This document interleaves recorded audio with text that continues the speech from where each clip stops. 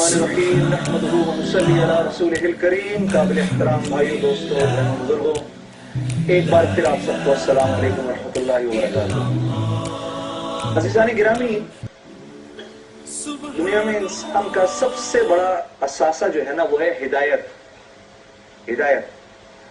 اور انبیاء علیہ السلام دنیا میں بھیجے جاتے ہیں لوگوں کی ہدایت کے لیے. اسی لیے انسانیت کے سب سے بڑے محسن بھی کہلاتے ہیں انبیاء علیہ السلام. اور میرا آپ کا بھی سب سے بڑا محسن وہی ہے کہ جس کے ذریعے مجھے آپ کو ہدایت ملی، ہماری آپ کی زندگی بدلی. یہ ہمارے علماء کرام بیٹھے ہیں، تشریف رکھتے ہیں. ان سے آپ بات کریں گے تو یہ آپ کے سامنے اپنے اساتذہ کرام کا ذکر کریں گے کہ بھئی ان سے ہمیں ہدایت ملی، ان سے ہمیں علم ملا. اور آج اللہ رب العزت نے جتنا ہم کو نام دیا، یہ انہی حضرات کی جوتیوں کو سیدھا کرنے کی وجہ سے ملا. ایک ایسے ہی شخصیت سے میں آج آپ حضرات کا تعارف کرانا چاہتا ہوں کہ جس نے میری انتہائی پراگندہ زندگی کو بدل کے، جس کا رخ اللہ اور اس کے رسول کی طرف موڑ دیا. وہ میرے سب سے بڑے محسن ہیں، اور میں قیامت تک کے لیے اگر چاہوں بھی ساری دنیا بھی دے دوں تو میں ان کے اس احسان کا بدلہ نہیں چکا سکتا. آپ سب حضرات ان کے نام سے واقف ہیں. ان کا نام ہے حضرت مولانا طارق جمیل صاحب. وہ آج ہمارے ساتھ ٹیلی فون پر موجود ہیں. مولانا السلام علیکم. وعلیکم السلام ورحمۃ اللہ وبرکاتہ. جی مولانا، تعطرات میں آج آپ ہمارے ساتھ ہیں اور الحمدللہ سارا ملک کے ساتھ آپ کو سن رہا ہے. مولانا، میں آپ سے بات بھی کرتا رہوں گا، اور آپ سے کچھ سوالات ہیں جو ہمیں لوگوں سے ملے ہیں. میں آپ سے پہلا سوال جو کرنا چاہتا ہوں وہ یہ ہے کہ قرآن کہتا ہے کہ تم کتنی ہی دولت خرچ کر لو، دلوں کو نہیں جوڑ سکتے، لیکن ہم نے اہل ایمان یعنی صحابہ کے دل جوڑ دیے. آج ہمیں مسلمانوں کے دل اس طرح جڑے ہوئے نظر نہیں آتے جیسے صحابہ کے تھے. کیا وجہ ہے؟ بسم اللہ الرحمن الرحیم، والصلاة والسلام علی رسولہ الکریم وعلی اصحابہ اجمعین، اما بعد. جنید بھائی، بڑا عام سوال ہے، اور دلوں کے جوڑنے اور دلوں کے پھاڑنے میں ایک ہی چیز ہے، اور وہ زبان ہے. جب زبان کا استعمال ٹھیک ہوتا ہے تو دل جڑتے چلے جاتے ہیں، جب زبان کا استعمال غلط ہوتا ہے تو دل پھٹتے چلے جاتے ہیں. اس لیے اللہ تعالیٰ نے اس کو سورۃ الاخلاق بھی کہتے ہیں اور سورۃ الحجرات بھی کہتے ہیں.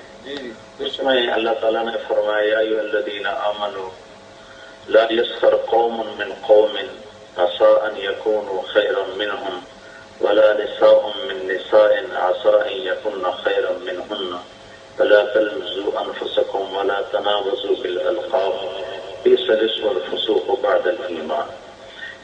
کہ اپنی زبان کا استعمال ایسا نہ کرو کہ کسی کی توہین ہو جائے. یا ایھا الذین آمنوا کے بعد عام طور پر اللہ تعالیٰ مرد عورتوں کو اکٹھا ہی خطاب فرماتا ہے. یہ واحد جگہ ہے جہاں اللہ تعالیٰ نے عورتوں سے الگ، مردوں سے الگ بات کی ہے کہ کوئی کسی کا ایسا مذاق نہ اڑائے جس سے اس کی توہین ہو، کوئی عورت کسی عورت کے ایسی بات نہ کرے جس سے اس کی توہین ہو.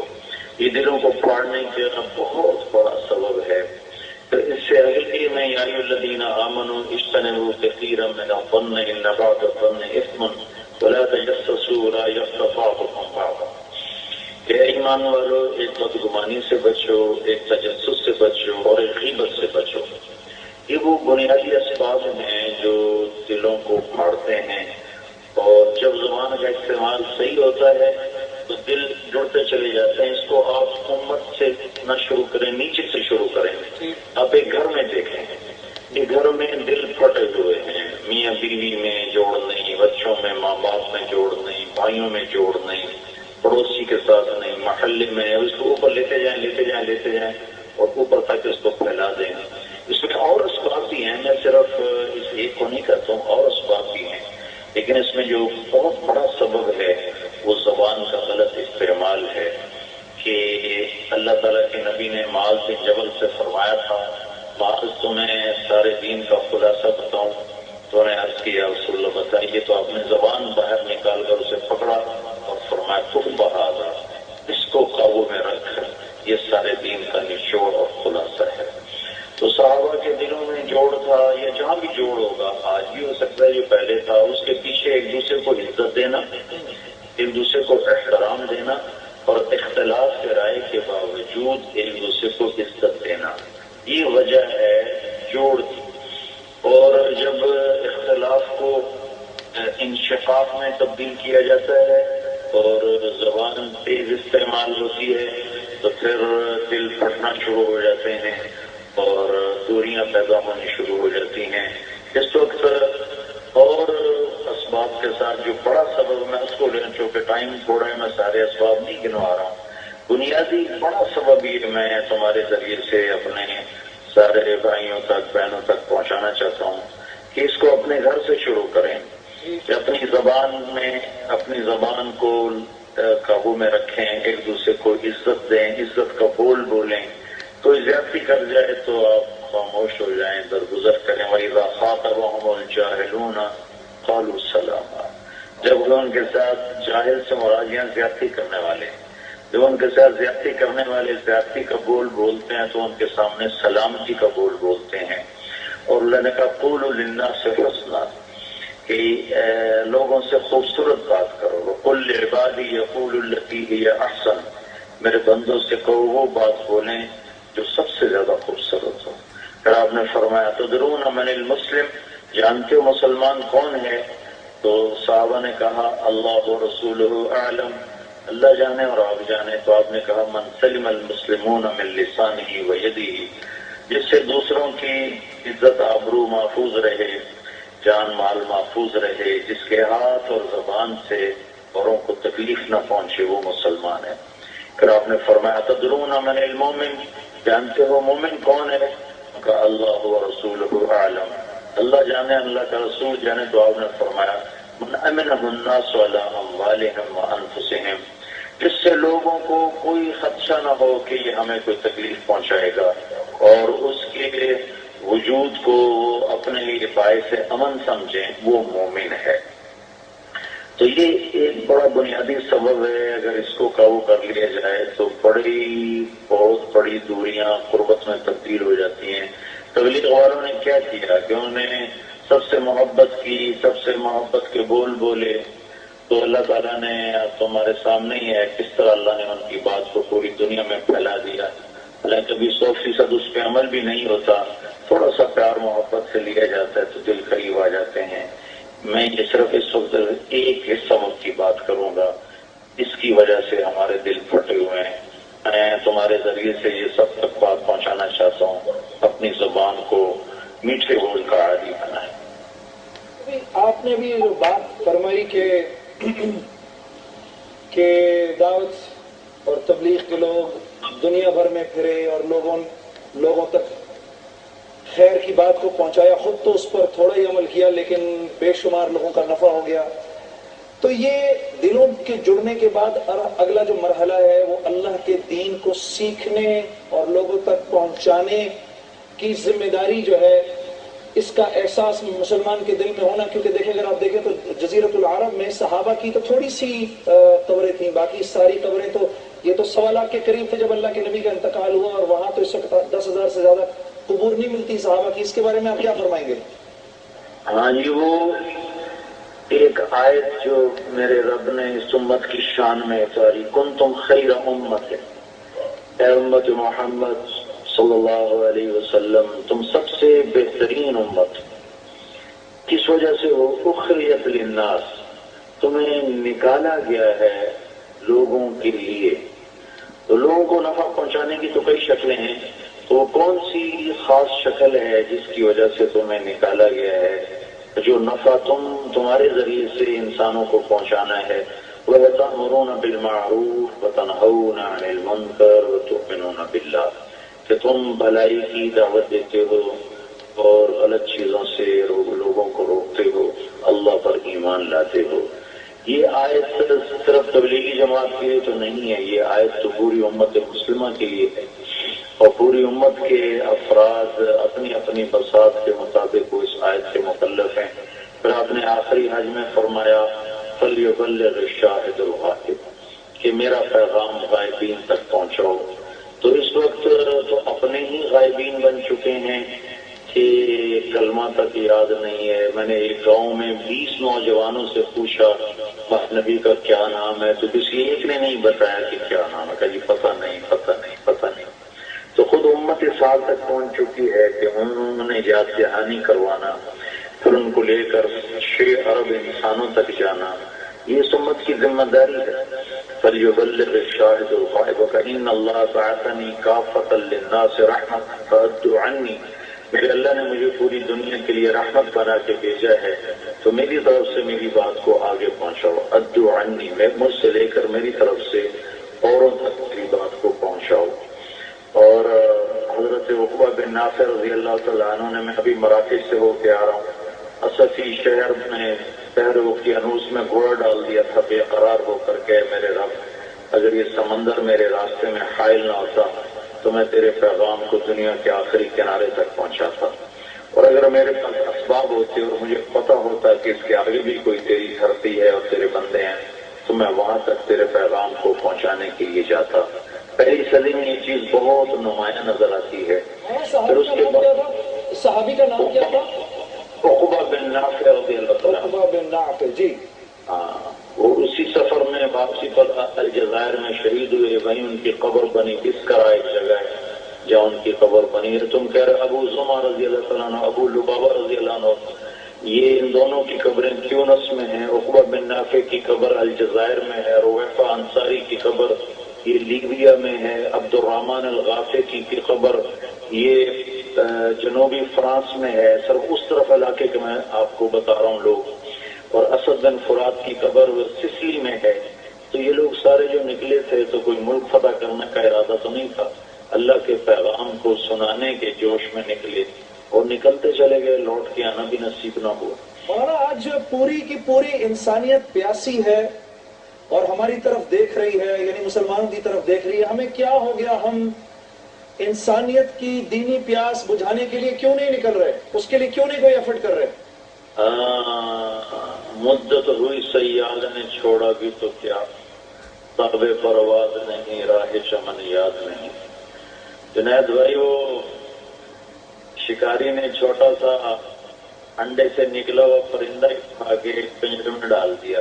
اچھا، وہ اسی میں پروان چڑھا، آنکھ کھلی تو ایک کٹوری میں پانی تھا، ایک میں دانا تھا، اوپر پنجرے کی چھت تھی، سمجھا شاید یہی میری پرواز ہے، یہی میرا جہان ہے، یہی میری کائنات ہے، اسی میں پروان چڑھا پڑا ہوا۔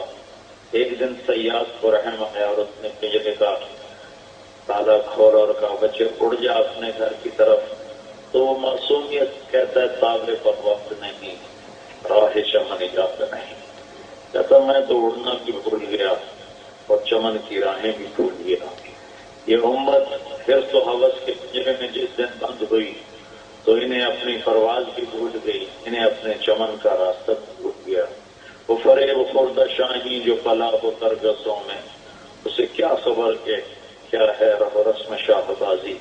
اس امت نے 100 سال کے اندر آباد دنیا کے آخری کناروں تک اللہ کا پیغام پہنچایا تھا، پھر حرص و ہوس کے پنجرے میں ایسے بند ہوئے کہ اپنا منصب بھی بھول گئے، اپنا کام بھی بھول گئے، پھر ہم بھولنا بھی بھول گئے، یہ بھی بھول گئے کہ ہم بھولے ہوئے ہیں۔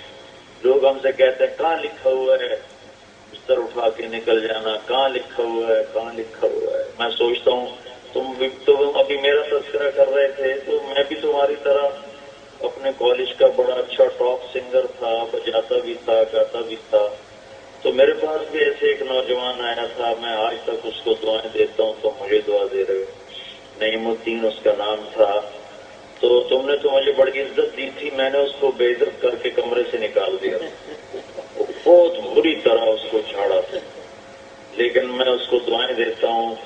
کوئی اب تو میں کوئی مولوی صاحب ہوتے تو شاید میرے اوپر کفر کا فتویٰ لگا کے وہ مجھے واجب القتل قرار دے دیتے، لیکن چوتھے دن وہ پھر آ کے مجھے ملنے آ گیا کہ آپ کیسے ہیں، آپ خیریت سے ہیں. میں شرم سے زمین میں گڑ گیا. تو کوئی ہم تک آیا تو ہم ان راہوں پر چلے، کوئی نہ آتا تو کہاں ہم کر رہے تھے. میرا باپ تو مجھے ڈاکٹر بنانا چاہتا تھا، 11 سال کی عمر میں لاہور بھیج دیا پڑھنے کے لیے. تو پھریں گے نہیں تو اللہ کا پیغام جائے گا کیسے؟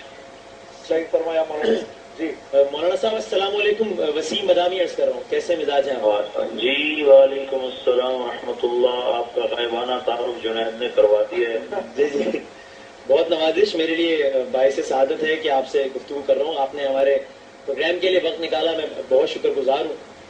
مہربانی. یہ ایک تو سوالات تو میرے ذہن میں بھی آ رہے تھے. ابھی آپ نے ہی ایک حوالے سے کہا کہ کوئی اور ہوتا تو کفر کا، میں ہوتا تو کفر کا فتویٰ لگا دیتا، پتہ نہیں. مجھے یہ بتائیے، جس انتشار کا آپ تذکرہ اپنی گفتگو میں کر رہے تھے، جو کہ ایک تلخ حقیقت ہے کہ ہمیں کہاں تو دوسروں کو دین کی اور اسلام کی تعلیمات دینی چاہیے، اور کہاں آپس میں یہ معاملات اتنے خراب ہو گئے. اور وہ آپ نے کفر کا فتویٰ کا، اس لیے مجھے یاد ہے کہ یہ تو ابھی بڑی عام سی بات ہو گئی، کوئی مسئلہ ہی نہیں. تو قبلہ کیا اس کی کئی وجوہات میں سے ایک وجہ یہ بھی ہے کہ ہم جو اپنی بنیادی باتیں ہیں، جو اتحاد کی باتیں ہیں، ان کو چھوڑ کر فروعات میں پڑ گئے ہیں، اور ہر کسی کے پاس اپنا پوائنٹ پروف کرنے کے لیے کوئی نہ کوئی حدیث، کوئی نہ کوئی آیت، اپنے اپنے طور پر ہر کوئی اپنا اپنا معاملہ چلا رہا ہے. اختلافات کی باتوں کو زیادہ ہوا دیتے ہیں، اور جو اصل باتیں ہیں ان سے دوری. کیا اسباب میں سے ایک یہ بھی ہے آپ کے خیال میں؟ یہی ایک سبب ہے وسیم بھائی، کوئی اور زیادہ اسباب نہیں ہے. یہی ایک بڑا سبب ہے کہ اصول اور بنیادی چیزوں کو چھوڑ کر فروع کو بنیاد بنا کر بات چلائی، اور خود بھی ٹوٹے اوروں کو بھی توڑ دیا، خود بھی پھٹے اوروں کو بھی پھاڑ دیا. تبلیغ والوں نے ایک اصول اپنایا کہ بنیادی اسلامی چیزوں کو لیا تو ساری دنیا میں پھیل، اور وہ جو چونکہ اختلاف تو ختم نہیں ہو سکتا. اللہ کے نبی نے دعا کی کہ یا اللہ ان میں اختلاف نہ ہو، تو اللہ تعالیٰ نے 3 دعائیں مانگی تھیں آپ نے کہ یا اللہ میری امت پر کوئی آسمانی آفت آ کر انہیں ہلاک نہ کرے، تو اللہ تعالیٰ نے فرمایا قبول ہے. پھر دعا کی کہ یا اللہ ان پر کوئی ایسا ظالم مسلط نہ ہو جو انہیں ختم کر دے، تو اللہ نے فرمایا قبول ہے. پھر دعا کی یا اللہ ان میں اختلاف نہ ہو، تو اللہ نے فرمایا اختلاف باقی رہے گا. تو اختلاف تو کوئی بری چیز نہیں ہے. اختلاف جب اختلاف میں بدلتا ہے تو پھر تباہی آتی ہے. اختلاف تو چونکہ سوچ کا ہر ایک کا جو معیار ہے الگ الگ ہے، اس لیے ہر آدمی کے لینے کے انداز بھی مختلف ہوں. اگر ہم بنیادی چیزوں کو لے کر بات کریں گے تو انشاءاللہ اس میں جوڑ ہوگا. مثلا نماز، میں کہتا ہوں میں نماز پڑھو، نماز کے یہ فضائل ہیں، ہر آدمی سنے گا. آگے میں نماز کا طریقہ شروع کر دوں، بے ہاتھ چھوڑنے ہیں کہ باندھنے ہیں، اونچی امین نیچی امین، تو یہ پھر بس ایک لطیفہ بھی ہے اور ایک قصہ بھی ہے اور واقعہ بھی سچا بھی ہے. ہمارے اپنے ساتھ پیش آیا ہے. ہماری جماعت واپس آ رہی تھی رحمن، تو مغرب کی نماز کا وقت ہو گیا، تو ایک مسجد میں نماز پڑھی. تو ایک کوئی اہل حدیث بھائی تھے، انہوں نے زور سے امین کہا، تو سلام پھرتے ہی امام صاحب کہنے لگے کیڑا کتا بھوکیا ہے. تو اونچی امین کہنا تو صحیح حدیث سے ثابت ہے. تو انہوں نے زور سے کہا یہ کیڑا کتا بھوکیا ہے. تو وہ بھی کوئی بڑا جیدار تھا، اس نے کہا سوراں نو کتے بھونکتے ہی رہ جاتے. تو اب یہ مسجد میں ہو رہا تھا، ایک کتا کہہ رہا تھا، سور کہہ رہا تھا. تو یہ اگر بنیادی چیزوں پر ہمارے علماء زور دیں تو انشاءاللہ یہ چیز ختم ہو سکتی ہے. اس چیز کو عوام تو نہیں دیتے، علماء ہی دیتے ہیں. اور ایک عام آدمی کی بھی، تو آپ نے گروہ علماء کی بات کرتی، ایک عام، ایک مجھ جیسے ایک عام خطا کار آدمی کی اس کی اس سارے پروسیس میں کیا کنٹریبیوشن ہو سکتی ہے کہ اوور آل جو ہمارا معاشرہ ہے وہ ایک پرامن معاشرہ، ایک اسلامی معاشرہ، ایک اتحاد اور بھائی چارے سے بھرپور معاشرے، ایک ٹالرنٹ معاشرہ، کو ایگزسٹنس والے معاشرے کی تصویر پیش کرے، ایک تحمل، جس میں مانا تحمل ہو ہمارے اندر. وہ تو میں نے پہلی بات کر دی کہ اپنی زبان پہ قابو ہو، سن کے بس سہج کی جائے، بس کیا ہے. مول صاحب آپ نے ایک دفعہ فرمایا تھا کہ اللہ کے نبی صلی اللہ علیہ وسلم کے پاس آپ کے 2 رشتہ دار آئے تھے ایک دفعہ فتح مکہ کے وقت، اور وہ آپ صلی اللہ علیہ وسلم پر ایسی ہجوم فرماتے تھے کہ جب وہ ایمان لانے کے لیے آئے ہیں تو آپ صلی اللہ علیہ وسلم ان کو دیکھ کر شروع میں فوراً ان کا ایمان قبول نہیں کیا آپ نے. جی وہ قصہ ہے، میں اسی زبان کی احتیاط میں اس کو ایڈ کر دیتا ہوں. جی جی. طائف میں آپ کو پتھر پڑے، ٹھیک. لیکن جب طائف کا وفد آیا مدینہ میں تو آپ نے ان کا استقبال کیا، ان کو مسجد میں ٹھہرایا، ان کے پاس بیٹھ کے کھانا کھاتے تھے، ان سے بات فرماتے تھے، حالانکہ وہ غیر تھے. اور فتح مکہ کے لیے جب آپ نے لشکر کشی فرمائی تو عثمان پہنچے تو وہاں مکہ کے 2 بڑے سردار آپ کی خدمت میں حاضر ہوئے. ایک عبداللہ بن ابی امیہ، یہ آپ کے پھوپھی کے بیٹے، حضرت عاتکہ کے بیٹے ہیں، آپ کی پھوپھی تھی. اور ایک ابو سفیان بن حارث، یہ آپ کے تایا کے بیٹے ہیں، حارث بن عبد المطلب کے بیٹے ہیں. تو ایک پھوپھی کا بیٹا اور ایک تایا کا بیٹا، اپنا ہی خاندان. لیکن ابو سفیان بن حارث آپ کی مذمت میں شیر کہا کرتا تھا. اور عبداللہ بن ابی امیہ نے ایک دفعہ آپ سے کہا تھا کہ تو آسمان پہ چڑھ جا اور وہاں سے ایک پرچہ لے کر آ جس پر اللہ کی مہر لگی ہوئی ہو اور اس پر لکھا ہو یہ اللہ کا رسول ہے. 4 فرشتے آئیں اور آ کر یہاں حرم میں گواہی دیں، پھر بھی میں تیری نبوت پہ ایمان نہیں لاؤں گا. تو جب یہ دونوں حاضر خدمت ہوئے اور اجازت چاہی، ملاقات کی، تو آپ نے ارشاد فرمایا مجھے ان کے اسلام کی کوئی ضرورت نہیں ہے. عبداللہ وہی ہے جس نے حرم میں مجھے کہا تھا آسمان پہ چڑھ کے اور اللہ سے پرچہ لے کر آ. اور ابو سفیان وہ ہے جو میری برائی میں شعر کہا کرتا تھا میں ان سے نہیں ملوں گا. تو جب انہیں پتہ چلا کہ اللہ کے نبی نے یہ فرمایا تو وہ بڑے پریشان ہوئے. ادھر ام سلمہ رضی اللہ تعالیٰ عنہا ساتھ تھی تو انہوں نے تھوڑی دیر کے بعد عرض کی یا رسول اللہ آپ تو سراپا رحم و کرم ہیں اور آپ غیروں کو معاف کرتے ہیں، یہ تو آپ کے اپنے ہیں، آپ انہیں معاف کر دیں. تو پھر اس پر آپ نے فرمایا اچھا ٹھیک ہے ان کو آنے دو. وہ حاضر ہوئے، پھر ایمان لائے، کلمہ پڑھا. تو زبان کا زخم تو نبی نہیں بھولتے، جنید اور طارق کیسے بھول سکتے. تو اس لیے ویل لکل ہمزہ لمزہ، اللہ تعالیٰ نے کہا ہلاک ہو گئے تانا دینے والے اور غیبت کرنے والے. تانا مار دیتا ہے، تانا مار دیتا ہے. ہاں. جب چند دن پہلے کی بات ہے، ایک نوجوان تھوڑا سی وہ تھا نالاں سا تھا، اپنے ماں سے میں نے کہا بیٹا کیا بات ہے تمہاری اماں تو بہت نیک ہے. وہ کہنے لگا مولانا وہ میری ماں تانے بہت دیتی ہیں، سمجھانے کی وجہ تانے مارتی ہیں، تو اس سے ہمارا دل بہت زخمی ہوتا ہے. مولانا بہت بہت شکریہ، آپ سے ہماری بات ہو گئی اور ہم سب کے دل بھی خوش ہو گئے. اور یہ ہے کہ آپ سے بڑا عرصہ میری ملاقات بھی نہیں ہوئی تو الحمدللہ اس طرح آپ سے فون پہ عادی ہو گئی، ملاقات بھی ہو گئی. اللہ آپ کو بہت بہت جزائے خیر دے. یہاں میری طرف سے اور میرے جتنے شرکاء ہیں اور یہاں پر علماء کرام دوسرے سارے بزرگ یہاں بیٹھے ہوئے ہیں مختلف مسالک کے اور مختلف مکتبہ فکر کے، ان سب کی طرف سے بھی سلام قبول کریے. عادی صاحب کی پوری ملاقات ہوگی تو میں بھی آپ کے ساتھ آؤں گا. وسیم بدامی صاحب کا آپ سے ملاقات کرنے کا بہت شوق ہے، میں ان کو لے کر حاضر ہوں گا. آپ کا بہت بہت شکریہ اور بہت دعاؤں کی درخواست ہے. سارے یہاں جتنے بھی حاضر ہیں مولانا ایک بار پھر السلام علیکم ورحمۃ اللہ وبرکاتہ. جی جی میں آپ کا سلام آپ کا سلام پہنچ گیا. سب نے آپ کو وعلیکم السلام بھی کہہ دیا.